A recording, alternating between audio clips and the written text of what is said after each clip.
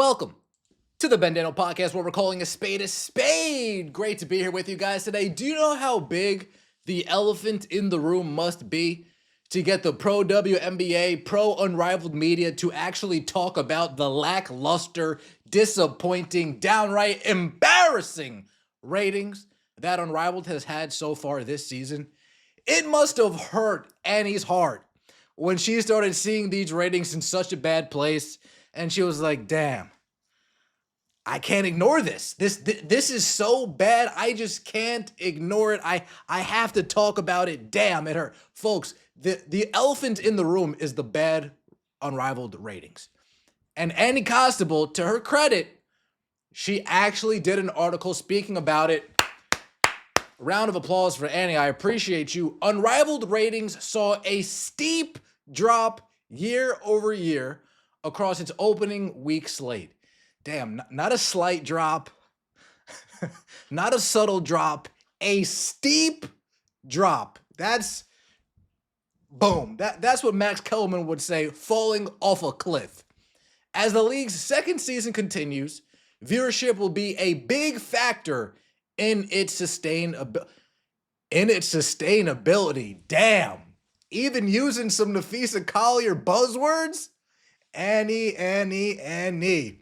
Let's get right into it, folks. Please like the video. Let me know your thoughts in the comment section below. And subscribe to the channel. Unrivaled faces stiff challenges as ratings plunge to start year 2. Plunge. Damn. Ratings are down significantly as the league begins its second season. Oh, they're not pulling punches, are they?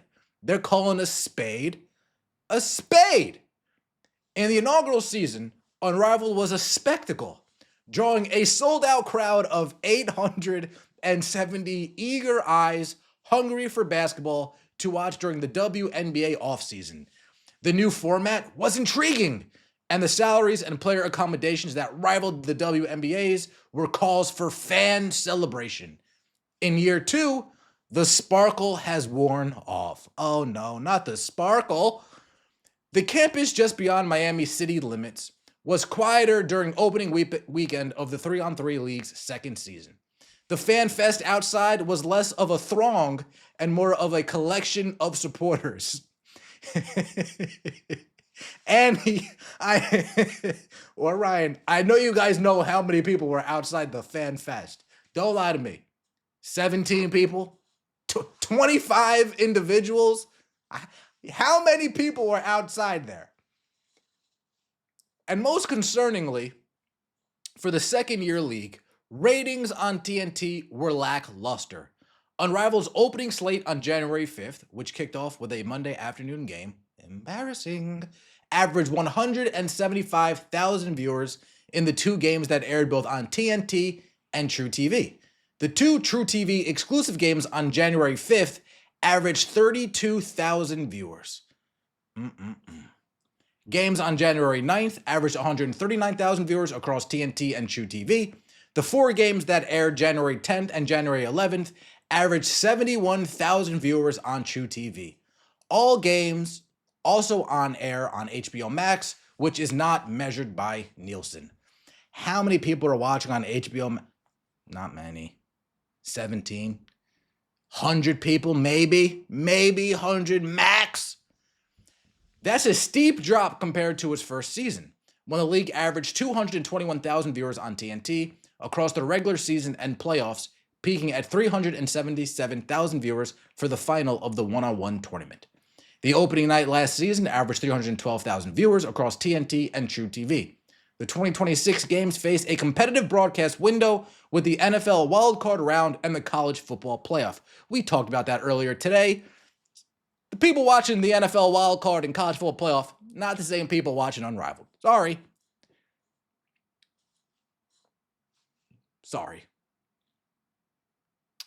We're building Unrivaled for the long game, and we're confident in our outlook, keeping in mind the same core principles and goals we set forth when establishing the league. Unrivaled CEO Alex Basil told Front Office Sports on Wednesday.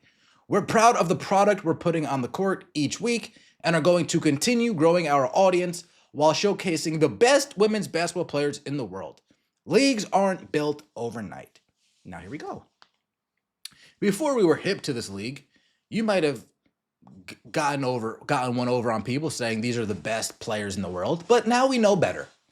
Now we know they're not the best players in the world. Now we know that many of the best players in the world chose not to play in Unrivaled this season.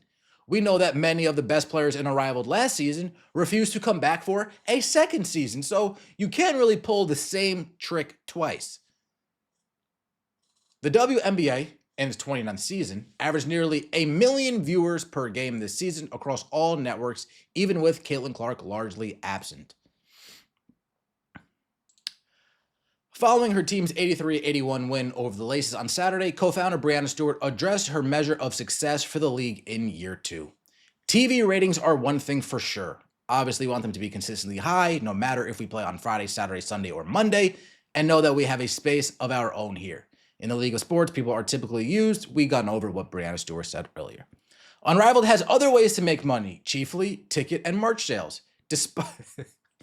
Despite empty seats in Florida, a league spokesperson said that every opening weekend game was sold out. Let me get this straight. This is just me. I'm only speaking by my experience. Every time I bought tickets to a sporting event, I have showed up 100% of the time. Whether it's Major League Baseball, National Football League, Major League Baseball, minor league, soccer games, 100 times out of 100 times. NHL games, the Devils, Rutgers games. Whenever there's a game that I've paid my ticket for, no matter how cheap it is, I've always showed up to that game.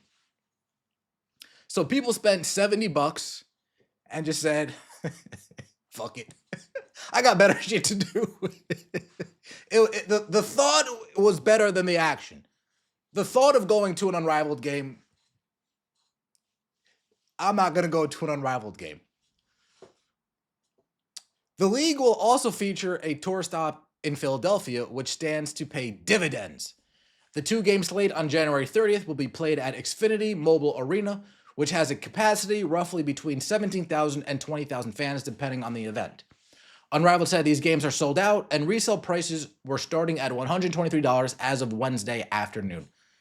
I'm not surprised that they're sold out, to be fair. I wouldn't be surprised if there's a crowd there, to be fair. Same way I'm not surprised when the WNBA has these games in Canada and there's a crowd there. It's a novelty. Not surprised. A league spokesperson said merchandise, really quick before we get to that. When talking about the ratings, the 377,000 viewers for the one-on-one tournament, folks, everybody is interested in one-on-one. One-on-one is a clear layup. If they didn't draw the most viewership for that one-on-one tournament, then there was definitely no hope. But I'm not surprised that it's the 1v1s, the most competitive. People want to actually see ladies go head-to-head. They've been asking forever for some NBA one-on-ones during their All-Star weekend, so if the Unrivaled to actually market a one-on-one tournament, it was pretty cool. I will give credit there. A league spokesperson said merchandise sales from September through the opening weekend were up over 50% year over year, and that ticket revenue was up 40% for the opening weekend thanks to the added seats and games. Unrivaled added to its player pool in year 2, expanding from 36 to 54, but it lost stars as well. There are also players who determined 3-on-3 is not suitable for their development and are moving on to Project B, a worldwide 5-on-5 league set to begin play in November. Quote, I think there's a misconception that we don't want to be overseas. Oh, really? Do tell. For me, it's about where the best opportunity is, where I can continue to grow my future. I enjoyed overseas. There's plenty of opportunities over here. Unrivaled is an opportunity as well. 3-on-3 for me, I felt was a little harder to transition back into 5v5. So you're telling me, Alyssa Thomas, thank you for letting us all know. You're telling me that all the people telling us that nobody wants to play overseas, they want to be here, that's all just a bunch of hogwash? Fair enough, I appreciate that. Unrivaled has a 6-year media rights deal with TNT, reportedly worth 9 figures, but Barron Company, Warner Bros. Discovery can opt out after 3. TNT also has equity in the league. The biggest question facing the 3-on-3 league is whether it's sustainable, and viewership plays a significant role in the answer. Is it sustainable? Easy answer, no, it's not sustainable. 90,000 viewers? 100,000 viewers? It's not sustainable. Lack of excitement, lack of engagement, lack of conversation. It's not sustainable. Adding more players? It's not sustainable. It is what it is. People are calling a spade, of course. Week 2 ratings just came out. 105,000 people on Friday overall watched that slumber party league. It's finished. Fee put her foot in the mouth, and it's hurting CBA negotiations because she is delusional, thinking that Unrivaled is something special. I think the decline is partly related to TNT no longer carrying the NBA. Not a top 3 reason, just partly related. Fair point. No one wants to watch gimmick ball. Damn. Even Angel, aka the second most popular player, couldn't help them in ratings. Unrivaled will flop. Without CC, it isn't sustainable. Nobody wants to watch man-hating lesbians miss rebounds and layups. I said what I said. Damn. Damn. I tried watching the Breeze game solely for Dom, and I couldn't get past a couple quarters. 3v3, just not for me. Everyone who said Unrivaled didn't need Angel because they had Paige and that she was the one were wrong and should apologize. Yeah, Paige really isn't the draw that people were lying to us, telling us she was she? Annie, thank you so much for giving us an article that has some meat on the bones. That's not just pro player. That's being pretty transparent in the ratings. I do appreciate it. Let me know your thoughts in the comment section below. Like the video, subscribe to the channel. That would mean so much to me. See you next time, and as always, take it easy.